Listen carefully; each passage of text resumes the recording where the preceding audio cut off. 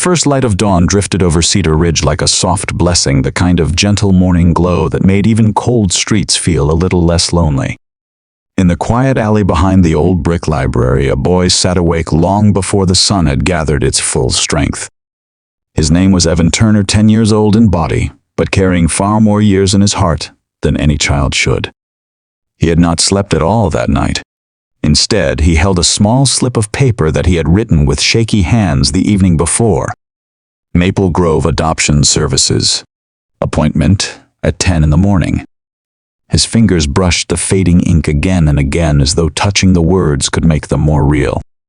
He had checked the time at least 50 times, terrified he might somehow oversleep and lose the one chance he had waited 4 long years to see come again. The boy had grown used to waking up behind the library. The pavement was familiar, the hum of distant trucks a strange kind of comfort. But this morning felt different. There was hope in the air, a fragile spark that made his chest flutter. Evan gently folded the paper and tucked it inside his worn backpack. That old bag carried every piece of his small world, a set of clothes that had belonged to strangers before him, a toothbrush he had found still wrapped behind the corner drugstore, and most precious of all 3, used medical books that Mrs. Whitmore, the elderly librarian with a soft smile, had quietly slipped into the donation bin, knowing he would find them. He carried other things too. Gauze pads, small scissors, tape, antiseptic wipes. He protected those items more carefully than anything he owned. They were reminders of the mother he lost when he was just 5, and of the dreams she had planted before leaving the world too soon. She had been a nurse, gentle and patient, always returning home with a faint scent of hospital soap clinging to her clothes. She had taught him the names of bones and muscles, guiding his tiny fingers as he wrapped pretend injuries on his stuffed bear. Those memories were the only warm places left in his life. After her passing, everything shifted. Evan was moved into an orphanage that felt more like a cold hallway than a home. The other children sensed his quiet nature and pushed him aside. The adults were so overwhelmed with too many responsibilities that they barely saw him at all. Invisible. That was the word that clung to him during those years.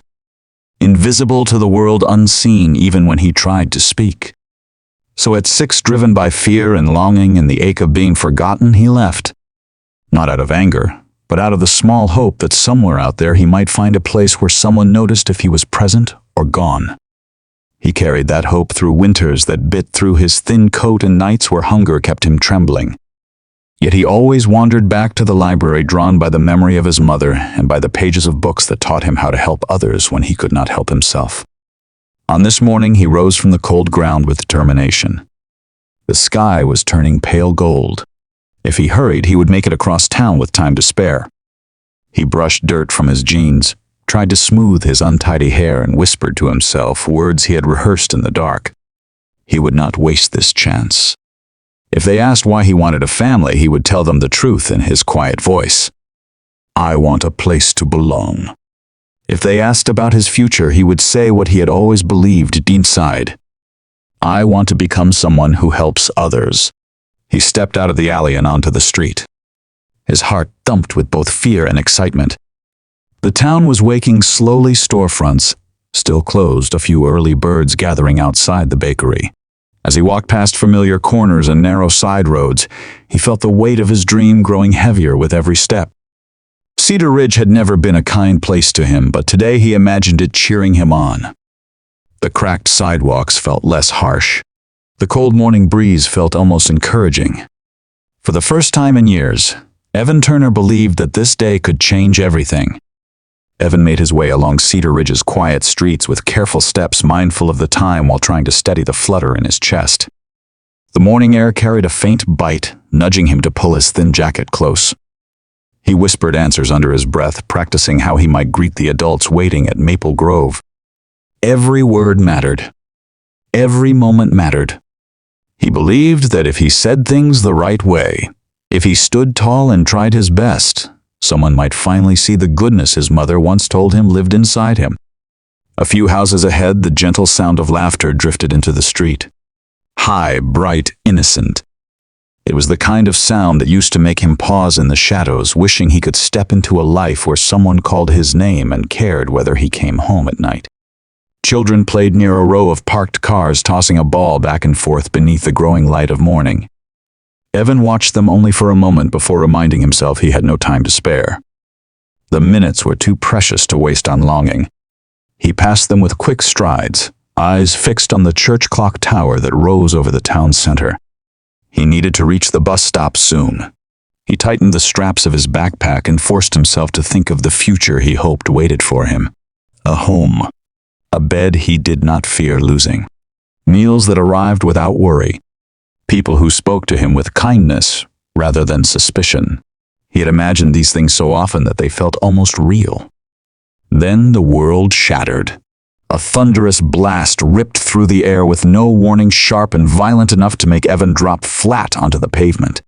The explosion echoed down the street, a roar that sent birds scattering from rooftops and silence racing through the neighborhood. For a moment, the world spun in confusion as fragments of rubber and metal clattered across the pavement. The smell of burning material stung the air. Evan's heart pounded like it wanted to break free from his chest. When he lifted his head, he saw chaos unfold. The children who had been laughing moments earlier were now screaming in panic. Parents burst through front doors, running toward the street with terror etched on their faces. A haze of smoke drifted upward from the remnants of a tire that had burst with the force of something far stronger than a simple pop. And then he heard a sound that froze him completely. A cry. Not the ordinary cry of a frightened child, but a deep, wrenching wail filled with fear beyond words. A woman's voice, sharp with anguish, tore through the commotion. Evan followed the sound, his breath catching the instant he found its source. A small girl lay motionless near the curb, her tiny body curled as though the world had struck her without mercy. Dark blood flowed steadily from a deep wound along her scalp, spreading across the pavement in a way that made Evan's stomach twist. The other children stood nearby in shock, unable to move, unable to understand. Adults were running toward them, but they were still too far away, too lost in panic to reach her in time. Evan's gaze shot to the church clock once again.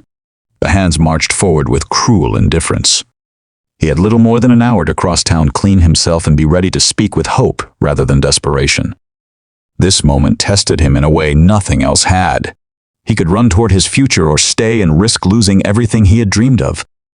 His breath shook as he tried to force himself forward, but something deeper held him in place. A memory rose in his mind, soft and sorrowful, carried by the voice of the woman he missed more than life itself. Save who you can, Evan. Always. Those words settled over him like a hand guiding his shoulder. And with one quick inhale, he knew exactly what he would do. He ran toward the injured child. Evan sprinted across the pavement with a speed born not from strength but from instinct. His feet barely touched the ground as he crossed the distance between himself and the injured girl. The world around him blurred into a mix of frantic voices and muffled cries, yet he heard none of it clearly.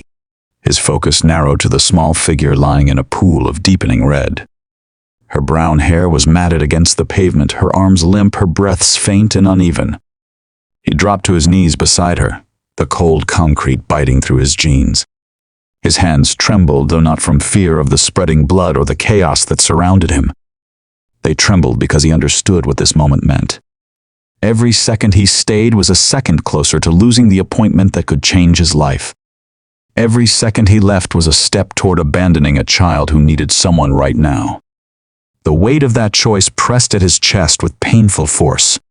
He reached for her, carefully remembering the lessons his mother had once shared on warm evenings when they sat together on the small living room rug. She had taught him how to check for breathing, how to look for signs of consciousness. He tilted the girl's head with gentle fingers, relieved when he felt faint but steady breaths brush against his hand. Her pulse fluttered weakly at her wrist. She needed help quickly, help he could not fully provide, but help he could begin. Evan swallowed hard, feeling his throat tighten as he reached for his backpack. The zipper resisted slightly, as though reluctant to open at such a crucial moment, but he pulled it free and searched for the supplies he knew were inside.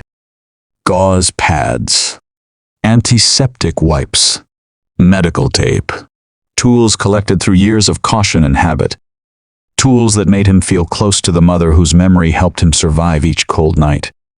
He pressed the gauze gently but firmly against the wound, watching the bright red bloom soak through. He changed his angle, adjusted the pressure, steadied his breathing so he would not push too hard. The girl whimpered softly, her eyelids fluttering. Evan spoke to her in a soft, steady rhythm, hoping the calm tone might reach her even if his words did not. "It is all right. Stay with me. Help is coming." Parents and neighbors finally drew closer, forming a loose circle around them. Some covered their mouths in shock, some whispered frantic prayers, and others simply stood frozen. Evan did not look up. Panic would not help her. Worry would not slow the bleeding. Only action mattered now. He counted the seconds silently as he kept the gauze in place. His mother had taught him that counting helped keep fear from taking over. 1 Mississippi. 2 Mississippi. He felt the girl's breath hitch, but it remained steady enough to give him hope. Somewhere in the commotion, Evan's gaze drifted for an instant toward the church clock tower beyond the rooftops. The hands had moved again, inching toward a time that felt like a door closing. His heart clenched at the thought of the appointment slipping away. Maple Grove. A warm room. A chance at belonging. It all dimmed beneath the weight of this moment. The girl needed him. There was no other choice. The world offered him 2 paths, and he had chosen the one his mother would have blessed. The one that felt true to the quiet goodness she always told him lived inside him. With a small breath, he accepted the cost. Sometimes the right road is the hardest one to take, yet somehow it is the only one that leads forward. Evan kept his hands steady, even as fear pushed at the edges of his composure. The girl's breathing drifted in and out like a fragile breeze, her small chest rising with effort. Around them, voices swelled in bursts of worry, but none of the adults stepped forward. Shock weighed heavily on the group, leaving them motionless while precious seconds slipped away. Evan did not blame them. It was hard to think clearly when a child lay injured in the street, yet he knew someone had to act, and that someone, for reasons he did not fully understand, seemed to be him. He cleaned the wound with careful sweeps of an antiseptic wipe, mindful not to press too firmly. The sight of fresh blood made his stomach tighten, but he pushed through the sensation. He adjusted the gauze, securing it with tape until the bleeding slowed. His fingers moved with surprising confidence for a boy his age, guided by memories of his mother's gentle demonstrations. He remembered how she had shown him to tilt a head slightly to keep the airway open, how she taught him to stay calm, even when everything felt uncertain. Those small lessons now rose within him like lanterns glowing in the dark. The girl's eyelids fluttered again, and she let out a faint whimper. Evan leaned closer, speaking in a soft voice, meant only for her. His words drifted into the morning air with a tenderness that contradicted the chaos around them. "You are going to be all right. Just breathe. Stay awake for me." He wished he could give her more than reassurance, wished he could take away her pain entirely. All he could do was offer his presence, his hands, his hope. As he worked, he felt the vibration of hurried footsteps approaching. A woman ran toward them, her face pale with fear, her eyes fixed on the injured child. She dropped to the pavement on the opposite side of her daughter, tears spilling freely as she reached out to touch the girl's arm. Her voice trembled with desperation. She asked what had happened, her words tripping over themselves in panic. Evan kept his focus on the wound, answering gently while maintaining the pressure that kept the bleeding under control. He encouraged the woman to keep her daughter alert, to speak to her softly, to remind her she was not alone. The mother nodded through sobs, whispering soothing words that carried raw emotion. Despite the rising noise around him, Evan's thoughts drifted to the slip of paper tucked inside his backpack. Maple Grove. 10 in the morning. The dream he had held so tightly now felt impossibly distant. He could almost picture the small office, the waiting chairs, the warm smiles he had imagined again and again. The thought brought a brief ache to his chest, but he pushed it aside. Some decisions were not meant to be easy. Some moments asked for more of us than we believed we had to give. A few neighbors broke from their stillness long enough to call for an ambulance. Others murmured prayers, their hands trembling as they watched Evan work. He heard someone say he should step aside, that a grown-up might know better.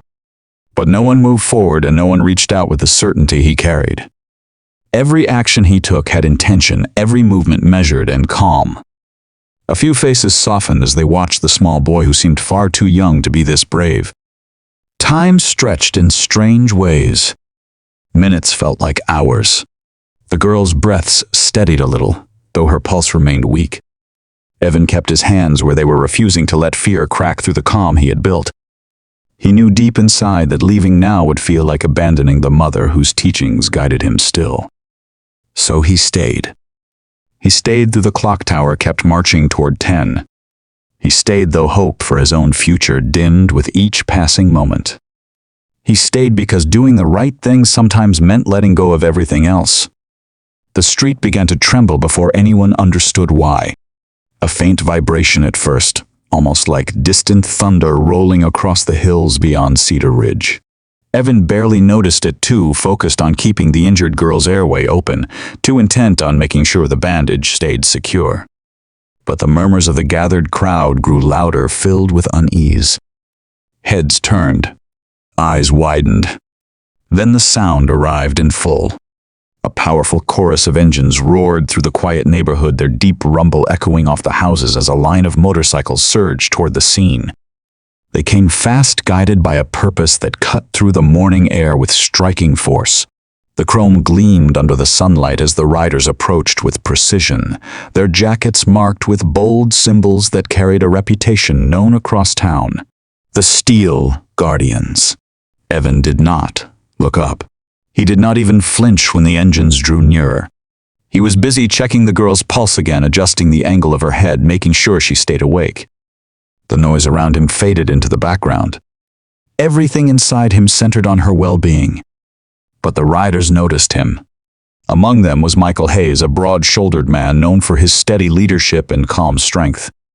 He jumped off his motorcycle before the wheels had fully stopped, his boots pounding the pavement as he sprinted toward the group of frightened neighbors.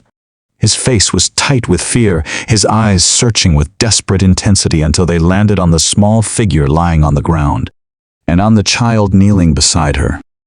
Michael pushed through the crowd, dropping down next to his daughter Emily with a sound that was half cry, half prayer. The sight of her blood, her pale cheeks, her trembling breaths nearly buckled him.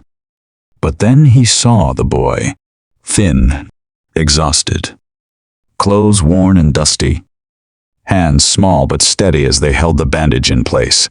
For a brief moment, their eyes met. In that instant, Michael saw something he did not expect. Calm, knowledge, compassion. The kind of steady presence found in trained hands, not in those of a 10-year-old child. Evan looked back at him with quiet determination, his voice soft but strong. She is breathing. I slowed the bleeding. She needs the hospital. Michael could not speak. His throat tightened too much to form words. The sight of this small boy protecting his daughter as though she were his own shook him in ways he could not fully process. Around them, the Steel Guardians fell silent, their presence forming a protective circle rather than an intimidating one. They watched Evan with awe, sensing instinctively that something rare was happening. Just then, faint sirens floated in from the distance. Relief spread through the crowd as the ambulance turned the corner and hurried toward them. Paramedics rushed to Emily, quickly assessing her injuries. One of them looked at the bandage Evan had applied, her expression filled with quiet admiration. The work was clean. The pressure applied correctly. The child had given this girl a fighting chance. As the professionals took over, Evan slowly stepped back, his hands beginning to shake again, now that the danger was no longer his to manage. The rush of adrenaline faded, leaving behind exhaustion and dread. The church clock tower loomed in his mind like a shadow. He knew what this meant. He had stayed too long. His chance at Maple Grove was slipping away, slipping so far he could no longer reach it. But he did not regret choosing Emily. Not in the slightest. For he had followed the quiet teachings of the person he missed most. Save who you can. Always. As the paramedics lifted Emily onto the stretcher, the world around Evan seemed to fade into a dull hum. He backed away from the cluster of adults and bikers, unsure of where to place his shaking hands. His mind spun with worry, not only for the little girl he had tried so desperately to help, but for the appointment that now loomed like a lost dream slipping farther into the distance. He took one last look at Emily as the ambulance doors closed. Her small face was pale but no longer as lifeless as it had been. That small improvement eased him a little. Relief rippled through him, but it was followed immediately by fear. This moment of calm gave him space to remember the time. He fumbled for the broken watch he carried, its cracked face still useful enough to show the hour. His stomach dropped the moment he saw the hands. Too late. Even if he ran faster than he ever had, even if every light turned green and every street stayed open, he would not make it to Maple Grove on time. The realization hit him like a blow to the chest. Breath scattered from his lungs in uneven bursts. The world narrowed, edges blurring as panic clawed through him. He reached for his backpack, gripping the strap so tightly his knuckles whitened. Then he ran. Not out of fear of the bikers nor of the crowd behind him, but out of a desperate hope that maybe, just maybe, someone at Maple Grove would listen. Perhaps if he explained, they would understand why he had missed his chance. Maybe they would still speak with him. He needed to believe that possibility remained alive. His feet pounded the pavement, kicking up small clouds of dust as he turned down Elmwood Street and sprinted toward the town center. The cold morning wind stung his eyes, but he kept pushing forward. Past familiar corners. Past doors that never welcomed him inside. Past faces that glanced his way without truly seeing him. His breath turned ragged, yet he forced himself onward. Behind him, Michael Hayes watched the boy disappear around the corner. A sense of urgency rose inside him, sharp and relentless. Something about the way the child ran unsettled him deeply. There had been no triumph or pride in Evan's expression, only panic, only heartbreak. Michael felt something crack open within his chest as he realized the boy was fleeing not from danger but from disappointment too heavy for a 10-year-old to bear. The paramedics had confirmed that Emily would make it. The crisis, at least for his daughter, was over. But another child was now running headfirst into a different kind of hurt, one that cut just as deeply. The Steel Guardians gathered around Michael, their faces mirroring his concern. They had seen the boy's trembling hands, his careful work, his quiet bravery. They had watched him act without hesitation, guided by a heart that had learned compassion in a world that had not offered him much kindness in return. Michael turned back toward the street, his eyes fixed on the path where Evan had vanished. A thought settled heavy in his spirit, bringing with it a determination that felt as natural as breathing. The boy had saved his daughter. Now he would find the boy. He called out to his brothers, his voice thick with emotion but steady as stone. That child needs help. He is out there alone and scared. We are going after him. And like a tide answering the pull of the moon, the Steel Guardians moved. Engines roared. Boots hit the pavement. Every man prepared to follow that small figure who had given them all a reason to believe in goodness again. While Evan ran toward a future he feared he had lost, the riders of Cedar Ridge began the search that would change all their lives. The Steel Guardians spread across Cedar Ridge with a determination that left the morning air thrumming. Their engines rolled through the streets like a promise, deep and steady, signaling that the search for a small boy had begun. This was not the kind of mission the group was known for. They had ridden out for friends in danger, for families in need, for neighbors who had fallen on hard times. But never before had they fanned through town seeking a child they barely knew. A child whose name they did not yet have. A child whose quiet courage had shaken every one of them. Michael Hayes led the charge. His mind kept returning to the sight of that thin boy kneeling in the street, calm as a seasoned medic while chaos swirled around him. He recalled the steadiness in those young hands, the focus in those tired eyes. He pictured the way Evan had stepped back when the paramedics arrived, not seeking praise or comfort, but seeming almost afraid he had done something wrong.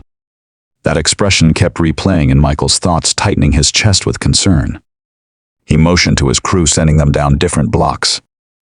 Some rode toward the main road. Others checked the alleyways where kids sometimes hid from unfriendly eyes. A few parked their bikes and continued on foot, calling out softly to anyone who might have seen a small boy running with a worn backpack. The people of Cedar Ridge recognized the jackets the moment they appeared.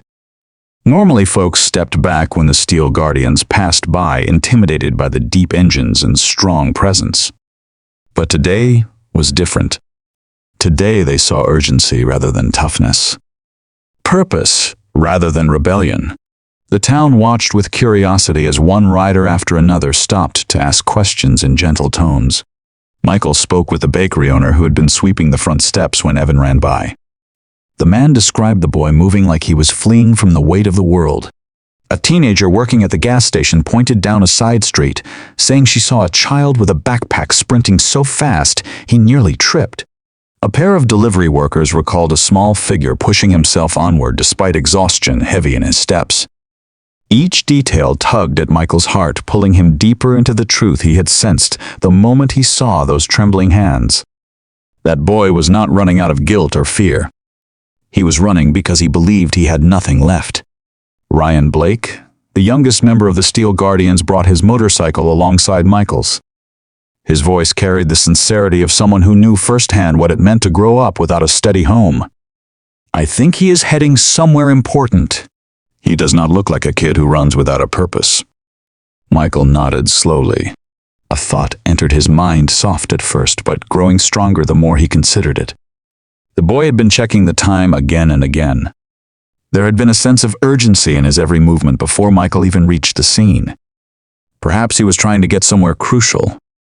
"We need to find out what he was supposed to do today," Michael murmured, speaking partly to himself and partly to the brothers beside him. Ryan's gaze sharpened. "I can talk to the folks around the neighborhood. Someone must know him." And so the riders continued gathering fragments of information from shopkeepers, neighbors, and the few street corners where Evan had once been seen. With each passing minute, a clearer picture began to form. One of resilience. One of loneliness. One of quiet determination. They did not yet know his story. They did not yet know the hardships he carried, but they knew enough to understand the search was about more than gratitude.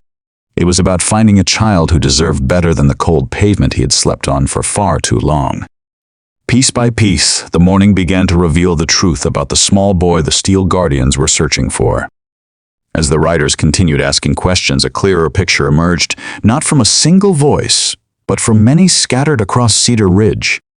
Each person knew a little something about the child who moved quietly through their town, unnoticed by most yet remembered by a few kind souls. The first real clue came from a soft-spoken librarian named Mrs. Whitmore. She recognized the descriptions immediately, her face folding into a look of gentle sadness when the riders showed her a few details they had gathered. A small boy, thin, quiet, carrying a backpack that seemed far too heavy for his small frame. "That is Evan," she said, her voice warm with affection and worry. "He comes here almost every evening. Reads medical books with more focus than some of the college students who study in the corner room. He asks questions about anatomy with such curiosity.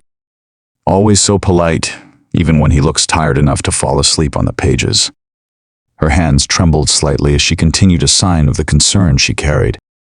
"He never says much about where he lives, but I know he sleeps outside sometimes. I have seen him tucked behind the building more than once. I leave a little food in the donation basket, hoping he takes it. Sometimes the basket is empty in the morning, so I hope he found something to eat."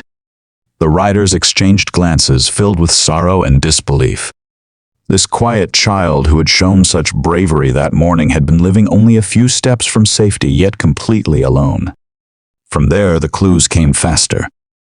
A clerk at the corner store remembered Evan buying a bottle of water with coins he had gathered. The man mentioned how the boy never accepted free food even when he clearly needed it. A sign of pride, he explained with a heavy sigh. A child trying too hard to carry burdens meant for adults. A woman who fed stray cats behind her home recalled seeing Evan sorting through his backpack late at night, carefully organizing bandages and small medical supplies. She assumed he was playing pretend until she saw the seriousness in his expression. Every story deepened the ache inside Michael Hayes.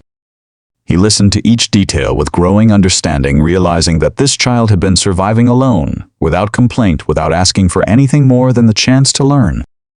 Evan had carried his pain quietly, much like many of the men in the Steel Guardians had done during the hardest years of their own lives. That recognition struck them deeply. It bound them to the boy before they even knew his full story. Ryan Blake returned with new information, his face drawn with emotion. I talked to a delivery driver who said the boy mentioned an appointment today. Something important. He was nervous about missing it. Michael felt his heartbeat shift, speeding up as though his spirit recognized the truth before his mind fully processed it. The boy had been checking the time repeatedly, running with desperation rather than fear. This was not just any appointment. This was something life-altering. We need to find out where that appointment was, Michael said, his voice steady with purpose. We need to know what he was trying so hard to reach. The riders spread out again, conversations unfolding at every corner until at last they found someone who had overheard the crucial words. An elderly man sweeping his porch said he heard the boy muttering to himself about Maple Grove. A meeting at 10. Something about a chance he could not afford to lose. Michael felt the truth settle over him like a weight he could hardly bear. A meeting at Maple Grove could only mean one thing. A meeting that might have given Evan a new beginning. A meeting he had missed because he chose to save Emily. The realization struck every rider with the force of a hammer. Evan had given up his future to protect someone else's child. And now the Steel Guardians understood exactly what they needed to do. The motorcycles moved with quiet purpose as the Steel Guardians rode toward Maple Grove adoption services. The energy among them had shifted.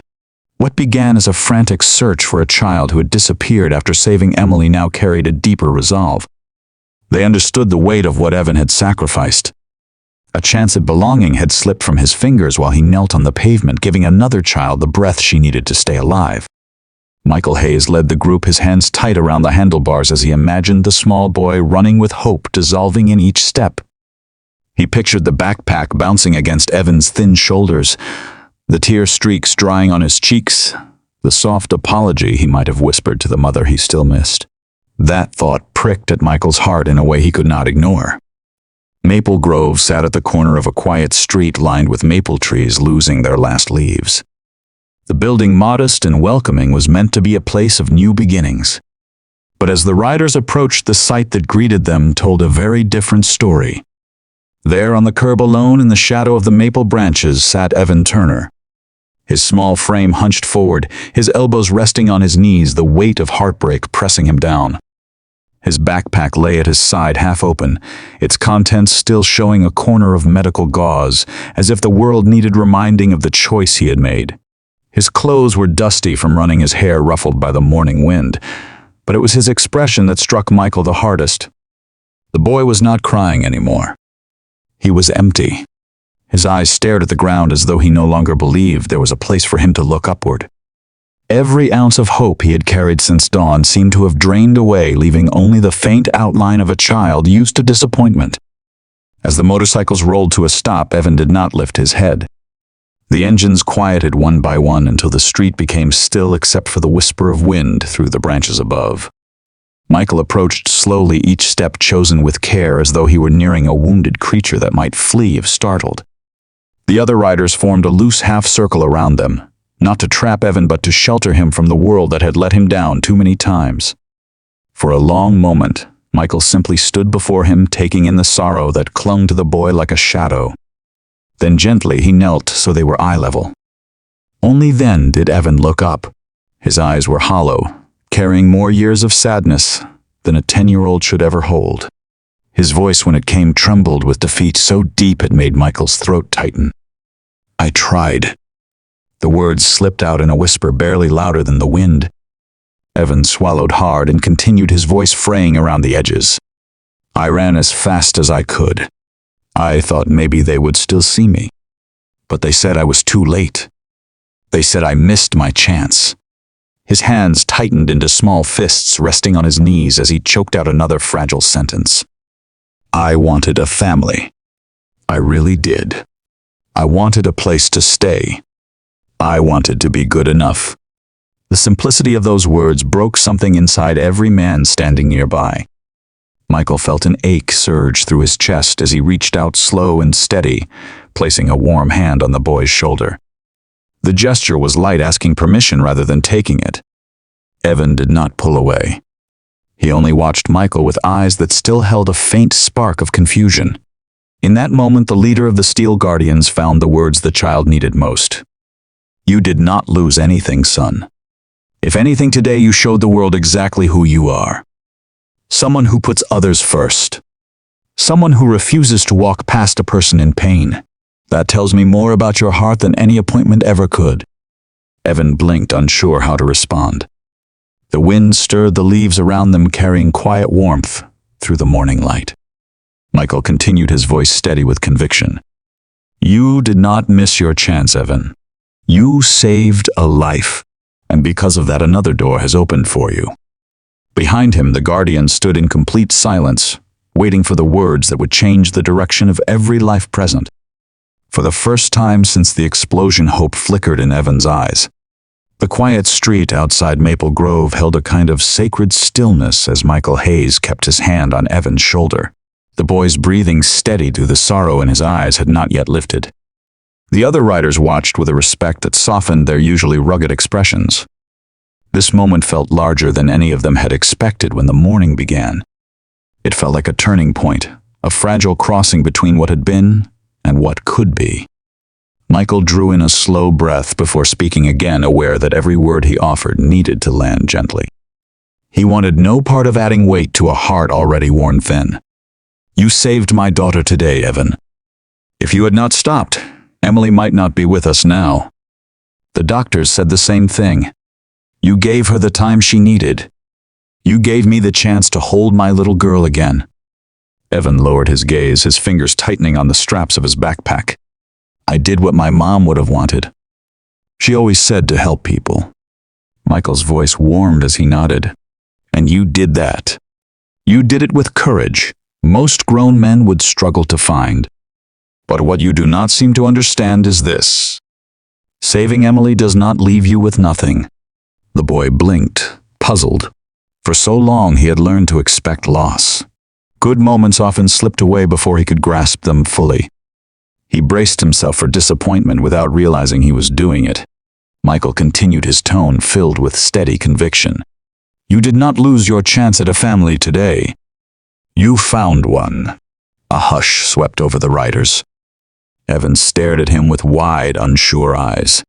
The words seemed too large to fit into his understanding, too hopeful to trust. Yet something inside him flickered, a tiny warmth rising from a place long dimmed. Before he could speak, the door of Maple Grove opened. A social worker stepped outside, her expression shifting from mild confusion to recognition as she saw Evan seated beside the bikers. She approached them, carefully aware that something meaningful was unfolding. She knelt beside Evan with gentle eyes. I was waiting for you this morning. When you did not come, I hoped nothing bad had happened. Then I heard the news. They told me a little boy saved a child after the explosion. Her voice softened even more. They told me it was you. Evan looked down again, almost ashamed. I tried to get here. I really did. She reached out, her tone kind and warm. Oh, sweetheart, missing the time does not erase what you did. You made a choice that showed your heart, your character, and your courage. That matters more than being exactly on schedule. This appointment was not lost. If anything, you showed exactly the kind of person who deserves a place to call home. Michael rose to standing height, his voice steady with purpose. I want to begin the process today. I want to bring this boy home. My family wants him. He belongs with us. The riders behind him nodded with solemn approval. These were men who valued loyalty and truth. In Evan, they had seen both. The social worker took in the sight before her. The boy who had saved a life. The hardened bikers moved to tears. The father who had nearly lost his daughter and now found something unexpected rising within his heart.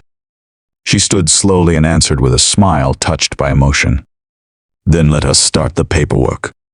Because from where I stand, Evan Turner did not miss his chance at a family today. He found the one meant for him. For the first time in a long while, the boy's breath caught not from fear, but from something softer. Something that felt like light breaking through a storm. Hope. Evan stepped into the Hayes home for the first time that evening with hesitant feet and a heart torn between hope and fear. The warmth in the hallway felt unfamiliar to him, almost unreal after so many nights spent curled against cold brick at the back of the library. He moved carefully, afraid that one wrong motion might break the fragile moment he had been given. The living room glowed with soft lamplight. A gentle scent of baked bread drifted through the air, and a small fire crackled in the stone hearth, as if the house itself was trying to welcome him. Emily sat on the couch, wrapped in a blanket, a bandage across the stitches at her hairline, her eyes bright as she watched Evan enter. She lifted a small hand in greeting, offering him a smile both shy and grateful. Michael knelt beside her, whispering something that made her nod eagerly. She turned her face toward Evan with a sweetness that tugged at his heart. "Thank you," she said softly. The words struck him with unexpected force. He was used to being ignored, overlooked, or shooed away. Hearing gratitude spoken, gently spoken with sincerity, loosened something buried deep inside him. He managed a small smile, though the weight of uncertainty still pressed on him. Michael motioned toward the kitchen. "Come on in. Supper is ready." Evan followed with small, careful steps. He felt like a visitor walking through a dream. The table was set for 3 plates, placed neatly, silverware shining. A pot of warm stew sat at the center, steam curling upward. Evan swallowed hard. He had eaten quickly and silently for so long that he almost forgot what it felt like to sit at a table meant for family. They served him without fuss, placing a generous portion in front of him. The first spoonful tasted rich and comforting. He tried not to eat too quickly, though hunger made it difficult. Michael noticed but said nothing. He simply gave the boy a gentle nod, a gesture that said, "Take your time, son. No one here will judge you." Emily spoke between small bites, her words tumbling out in soft excitement. She told Evan about her favorite books, her drawings taped to the refrigerator, and her hope that he liked board games because she had lots of them. Evan listened quietly, unsure how to respond to the warmth she offered so freely. His world until now had been a landscape of cold nights and cautious steps. This kindness was new territory, and new territory felt overwhelming. As the meal continued, Evan's shoulders slowly eased. He felt a quiet comfort settle around him, gentle as a blanket placed over a sleeping child. Michael watched the boy with the eyes of a man who understood suffering, who recognized the fragile trust forming before him. He did not push conversation. He let the moment unfold, naturally aware that healing required patience. Later that night, when the dishes were washed and Emily was tucked safely into bed, Michael showed Evan to a small room at the end of the hall. The space was simple but warm, with soft blue walls and a neatly made bed. A desk faced the window where morning light would fall. Bookshelves lined the far corner, some already filled with medical texts. The writers had gathered earlier that day. Evan stood still at the threshold, awe washing over him. He reached out a cautious hand to touch the spine of a book, half expecting the room to fade away. It did not. The walls stayed solid. The bed remained real. Michael placed a gentle hand on the doorframe. "This is your room for as long as you want it." Those words wrapped around Evan like a warm coat in winter. He did not answer right away. His throat was too tight, his thoughts too full. But after a long moment, he gave a small nod. It was all he could manage, yet it carried the weight of a promise his heart longed to believe. That night, Evan lay in the soft bed with the covers pulled up to his chin, listening to the quiet sounds of a home settling into its evening rhythm.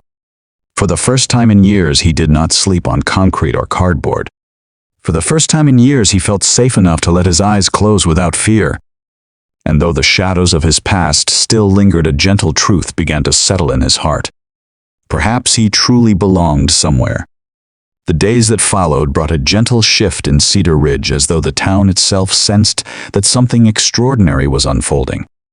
Word of the child who saved Emily Hayes continued to ripple quietly through conversations at the diner, the grocery store, and the library steps. Folks spoke of him in hushed tones, touched by the courage of a boy who had almost nothing yet gave everything without hesitation. Evan, still adjusting to the comfort of a soft bed and warm meals, found the change overwhelming. He was unused to attention, especially the kind that carried admiration rather than suspicion. Whenever a neighbor paused to smile at him or ask how he was settling in, he answered softly, unsure of how to accept their kindness. His heart had learned caution early in life. Trust took time. One evening, nearly a week after the explosion, Michael told him they had been invited to a gathering at the Steel Guardians clubhouse.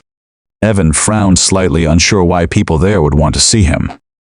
Michael only said it would mean a great deal if he came, and that was enough to make the boy nod quietly in agreement. The clubhouse sat on the edge of Cedar Ridge, a sturdy building with wide doors and the faint smell of motor oil lingering in the air. Evan hesitated as he entered, his steps slow and uncertain. He expected noise and rowdy laughter, the kind he sometimes heard rumbling from the building late at night. Instead, he found a room filled with quiet anticipation. Conversations hushed the moment he walked in. Faces turned toward him, yet their expressions were warm, not intimidating. Long tables had been arranged along the walls, set not with food or drinks, but with something far more surprising. Doctors in crisp white coats stood with their hands folded. Nurses in soft scrubs smiled gently. A few community members, dressed neatly as if attending a formal event, waited with the calm assurance of people who understood the importance of the moment. Michael placed a reassuring hand on Evan's shoulder as they walked deeper into the room. Emily hurried to his side, slipping her small hand into his with a familiarity that made his chest warm. She whispered a quiet encouragement, telling him he would like what was about to happen. A woman stepped forward from the group. Her hair, silver at the edges, was pinned neatly, and her eyes carried the kind of steadiness found in someone who had spent a lifetime in service. She introduced herself as the administrator from Cedar Ridge Medical Center. Her voice, gentle but clear, drifted across the quiet room. "Evan Turner, we learned about what happened on Elmwood Street. We learned of the wound you treated and the steps you took to keep Emily stable. And we learned that you taught yourself these skills from books and long hours spent studying alone.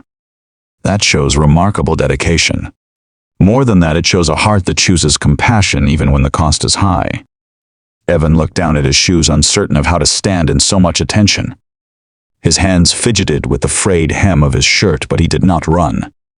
Emily squeezed his hand in silent support. The administrator continued, her voice filled with warmth. "Many people talk about helping others. Few act with such courage. You did. And because of that, we want to support your dream. Every step of it." She lifted a simple envelope from the table. Inside it rested something that would alter the direction of his life forever. A full scholarship. Private schooling beginning in the fall. Summer internships at the hospital. Mentors who would guide him. Academic support all the way through medical school. The room held its breath as she placed the envelope gently in his hands. "We ask only one thing in return. That you continue to help people who cannot help themselves. The way you helped Emily." For a moment, Evan stood frozen. His heart pounded with disbelief. A future he had only glimpsed in dreams now sat in his trembling hands. Tears rose unbidden, blurring his vision. Michael stepped closer, steady and reassuring, proud in a way words could not capture. And in that crowded room filled with bikers, doctors, neighbors, and new friends, the applause that rose around him sounded like the world opening. The adoption hearing was scheduled for a crisp morning in early winter, the kind of morning when the air felt clean and the sunlight drifted gently through the thin veil of cold. Evan woke before dawn, his heart unsteady with a mix of excitement and fear. Even after weeks in the Hayes home, he still found it difficult to believe he was truly wanted. The thought of standing in front of a judge, of hearing whether he would be allowed to stay with the people who had given him warmth and safety, felt almost too big to hold. Michael noticed the boy's nervous hands at breakfast and gave him a quiet nod filled with reassurance. Emily, full of her usual sweetness, took Evan's hand and told him everything would be all right. Her small voice carried such certainty that part of his fear eased. They drove to the courthouse in calm silence, the kind that settles over a family when they are united in hope. The building rose tall against the morning sky, its windows catching the first hints of daylight. Evan stared at the steps ahead of them, feeling his courage tremble. Michael placed a steady hand on his shoulder, guiding him forward. Inside, the courtroom was already filling. Rows of wooden benches lined the space, polished smooth by years of use. Sunlight streamed through high windows, illuminating the faces of those who had come to witness the event. Evan's breath caught when he saw them. The Steel Guardians filled nearly every available seat, their jackets neatly worn, their expressions solemn with pride. Even Ryan Blake, who often carried a restless energy, stood tall with a calmness that spoke of deep respect. They had all come for him. Emily squeezed his hand again, the warmth of her touch anchoring him against the storm of emotion swirling inside. She guided him to the front row where Michael took his place beside them. Soon the judge entered, a woman with soft silver hair and eyes that held a certain wisdom. She carried a case file in her hands, the same file that held the story of his short and difficult life. When she looked at Evan, her expression was gentle, as though she understood more than the pages before her could describe. She began to speak, recounting what she had read. A 10-year-old boy who had faced hardship with quiet strength. A child who had survived homelessness, carving out dignity in a world that gave him none. She spoke of his self-taught medical knowledge of the morning he had been on his way to this very building when he heard a scream and chose to help rather than run. She described his courage on Elmwood Street and how that choice had saved a life. Her words echoed softly through the courtroom, each sentence touching the hearts of those seated behind him. Evan listened, stunned that someone could tell his story with such care. Then she set the file aside and looked directly at him. Her voice held a warmth that made his eyes sting. "You have shown remarkable character, Evan Turner, and you have shown it in the face of great difficulty. It is clear to this court that you are a child not only deserving of a home but ready to flourish in one." She paused for a breath, letting her words settle in the still air. "It is my honor to grant this adoption." The soft crack of the gavel felt like a doorway opening. Emily let out a joyous laugh and wrapped her arms around Evan, her small voice ringing with happiness. "My brother. My real brother." Tears streamed down Michael's face as he pulled both children close. He held them firmly, as though anchoring them to the future they now shared. Behind them, the steel guardians rose to their feet. Applause thundered through the courtroom, echoing off the tall walls, carrying the weight of pride, gratitude, and newfound family. In that moment, Evan Turner became Evan Hayes, and for the first time in his life, he felt completely, unquestionably home. The months after the adoption became some of the brightest in the Hayes household. A warmth settled into each corner of the home, filling the rooms with a sense of belonging that Evan had never known before. The days passed gently at first, like small waves touching a quiet shore. Evan attended school for the first time in years, wearing clothes that fit and carrying a backpack filled with fresh notebooks instead of medical supplies gathered from donation bins. Even the simple act of walking through the door each morning felt like a gift he never expected to receive. He adjusted slowly but steadily. His teachers noticed his sharp mind almost immediately. He asked thoughtful questions, eager to understand every lesson placed before him. Though he still kept to himself, his curiosity began to draw the attention of instructors who saw potential in the boy who had learned so much alone. For the first time, he was encouraged to grow rather than simply to survive. At home, the changes were even more profound. Evan no longer woke in the early hours to pack his belongings out of fear someone might throw them away. His backpack rested by the bedroom door, untouched except for schoolwork or an occasional medical book he read late into the night. He ate meals at the kitchen table beside a family that cared about how his day went, a simple act that softened wounds carved deep within him. Emily followed him everywhere with the affection only a younger sister could give. She watched him practice first aid techniques with her dolls, listened to him describe the human heart in words he had memorized from textbooks, and proudly showed him the drawings she made of the two of them riding on the back of her father's bike. Her laughter filled the house like a melody, and more than once Evan realized he was smiling without even trying. Michael, always steady and patient, offered guidance without pressure. He invited Evan to join him in the garage on quiet afternoons, teaching him the basics of motorcycle maintenance. The boy learned how to change oil, tighten bolts, and clean parts with careful hands. The work did something gentle to his heart. The steady rhythm of metal and engine created a space where he could breathe without fear. It became another kind of healing. Despite the progress, the past still clung to Evan at times. There were evenings when a sudden noise made him flinch, mornings when he hesitated before taking a piece of fruit from the bowl, unsure if it was meant for him. Michael never scolded. Instead, he reassured the boy with quiet words and calm presence. Healing, he told him, was not a straight path.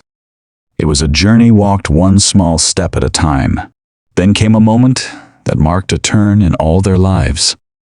The Steel Guardians called Michael one evening with an announcement. They had gathered enough support to launch a community initiative inspired by the boy who had changed their hearts.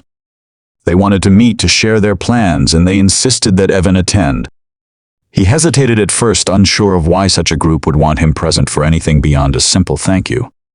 But Michael, with a hand on his shoulder, told him his voice mattered. At the clubhouse, the riders welcomed him with the same warmth he had seen at the adoption hearing.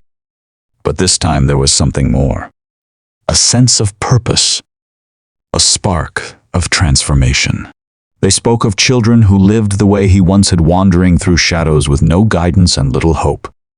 They described shelters lacking resources and young people falling through cracks in a system too overwhelmed to see them. Then came the idea they hoped Evan would help shape. A program dedicated to supporting homeless youth. A place that offered safety, education, and mentorship. A space where children like him could find their footing again. They wanted to name it after the guiding words that shaped his life. Save who you can. The phrase hung in the air like a prayer carried across generations. Evan felt emotion rise inside him, deep and overwhelming. His mother's wisdom, once a quiet memory, now became the foundation for something far greater. And standing among the Steel Guardians, held gently by the family that loved him, he realized his story was no longer only his own. It belonged to every child still waiting for someone to see their worth. The years that followed carried Evan into a future brighter and fuller than anything he had once imagined during those long nights behind the library. Cedar Ridge grew alongside him, the small town slowly transforming under the gentle influence of compassion, awakened by a child who once believed he had no place in the world. The program born from his story, Save Who You Can, blossomed into a refuge for children who had known too much hardship too soon. Every season brought new faces to its doors, each one carrying a familiar hunger for safety, hope, and direction. Evan became a steady presence in the program, guiding younger children through the winding path he once walked. He taught them to trust their own strength and to believe in a future worth striving for. He spent hours in the study room explaining anatomy with patience and care. He walked through the quiet hallways at night, offering reassurance to those who woke from dreams they wished they could forget. Many times he sat beside new arrivals, hands folded, listening as they shared stories that felt too heavy for their small frames. He understood them because he had lived their fears, carried their doubts, and endured the same long shadows. Emily often joined him, her gentle nature bringing comfort wherever she went. She helped with homework, read stories aloud, and filled the rooms with laughter that rose like warm sunlight through the windows. The bond between the two siblings grew deeper with each passing year, built not only on shared history, but on a shared mission to give others the same second chance that had changed their own lives. Michael dedicated himself fully to the cause, guiding the expansion of the program with the wisdom of a man who had seen the world's harsh edges yet chose to believe in its hidden goodness. He visited shelters, met with social workers, and spoke at town gatherings, sharing the simple truth that had once anchored him on a cold morning outside Maple Grove. There are children who need us, and we must not fail them. With time, Save Who You Can grew beyond Cedar Ridge. Communities in other towns reached out, eager to create places of safety for children living on the margins. Volunteers arrived with open hands. Donations flowed from those moved by the cause.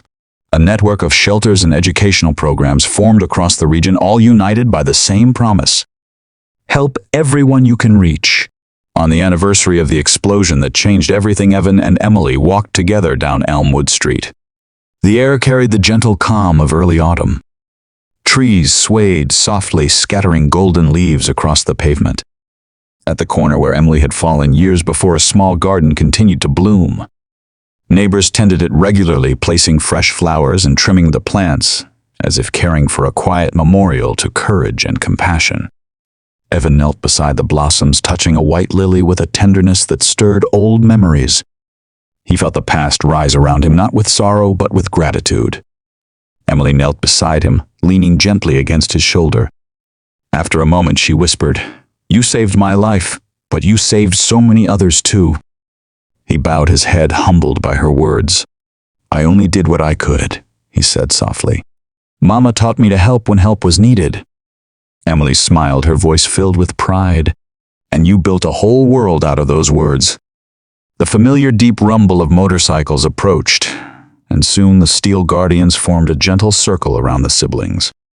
Their presence remained as steady as it had been on the day they found the frightened boy outside Maple Grove.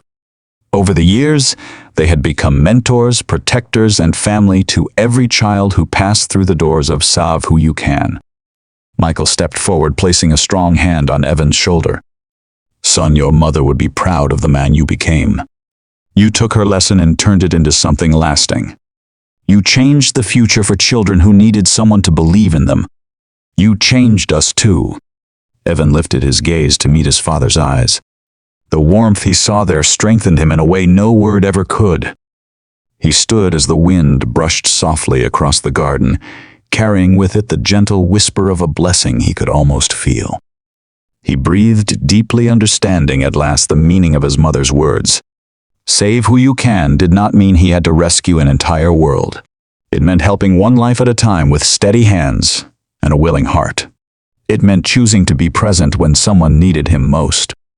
It meant remembering where he came from while guiding others toward where they deserved to go. As the sun dipped lower in the sky, the group stood together in quiet reflection. The moment held the weight of years and the promise of years yet to come. Evan looked around at the faces of those who had become his family, his community, and his purpose. He realized he had not only found a home, he had built one for countless others. If this story touched your heart, take a moment to share it with someone who needs to remember that kindness still shapes the world. Leave a comment telling us where you are watching from, and subscribe if you believe that compassion deserves to be heard. And as you go on with your day, carry with you the simple truth that guided Evan's journey. Save who you can. Always.